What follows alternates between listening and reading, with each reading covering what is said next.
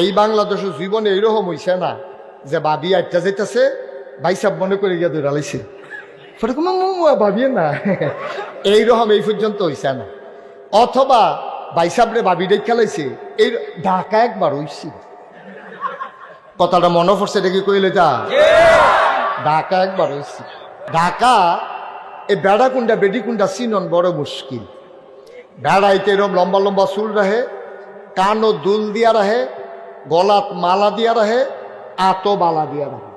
ফিসি দিয়ে আপনি দেখলে মনে করুন পুরা ভাবিয়ে সামনে গিয়া দেখবেন ভাইসাবে।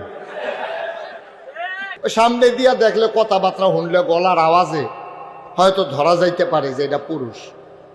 বেরিয়েতে ক্যাটস পরে ক্যাটস আর জিন্সের প্যান্ট শার্ট, চুল হইল বয়কার।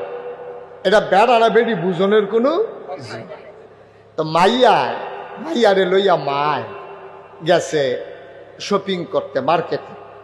তো শপিং সেন্টারে গেছে পরে কারণ হেতারা দোকানদার আর গিয়া যারা সেলসম্যান ম্যানেজার ধরতে ফাটতেছে না বেড়া না বেডি। তো তারা কইতে আছে ভাই এটা কি আপনার মেয়ে? কয় না এটা কি আপনার ছেলে? ওই যে মাইয়াও যেরকম মাও দৈরকম। তো দোকানদারি জিজ্ঞেসে ভাই এটা কি আপনার ছেলে? কয় না মেয়ে। আপনি তো এলে আব্বা। কয় না মা।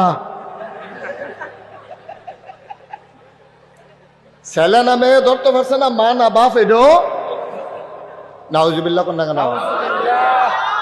এটা কি সামনের দিকে পৃথিবীটা থাহনের লক্ষণ না কিয়ামতের লক্ষণ? আল্লাহ নবী কিয়ামতের 3টা লক্ষণ বলেছেন যে কিয়ামত অতি তাড়াতাড়ি চলে আসবে এবং এই 3 দল মানুষ কখনো জান্নাতে যাবে না যারা পুরুষ হইয়া মহিলার ভেষ ধারণ করে, মহিলা হইয়া পুরুষের ভেষ ধারণ করে। নাউজুবিল্লাহ বলবেন না। তারা কখনো জান্নাতে যাবে না। আমার কথা না নবীজির কথা? নবীজির কথার ব্যাপারে কোনো সন্দেহ আছে? তাইলে এখন পুরুষ কোনটা মহিলা কোনটা আপনি চিনন সহজ। কিরকম? যখন আপনি দেখবেন নাকের মাঝে ফুল, কানের মাঝে দুল, গলার ভিতরে বালা, হাতের ভিতরে মালা, লম্বা লম্বা চুল, করিও না ভুল, সেই হইল নারী যে থাকে ভিতর বাড়ি। সুবহানাল্লাহ বলবেন না? এটা হলো নারীর একটা বর্ণনা। তো এটি উল্টা, এটি হয় না। তারপর আপনারা বুঝাইয়া কইলাম আর কি। এখন পুরুষ আর নারী আপনি চিনছেন, এখন জান্নাতি আর জাহান্নামী চিনবেন কেমনে? পুরুষ আর নারী চিনার জন্য তো বডির ভিতরে কিছু লক্ষণ আছে, আলামত আছে। এখন কে জান্নাতি কে জাহান্নামী গাও দলে হানাই। এখন জান্নাতি কারা? এটা আল্লাহ তাবারক ওয়া তাআলা কইছে রাদিয়াল্লাহু আনহুম ওয়া রাদু আনহু। সুবহানাল্লাহ কইতেন না?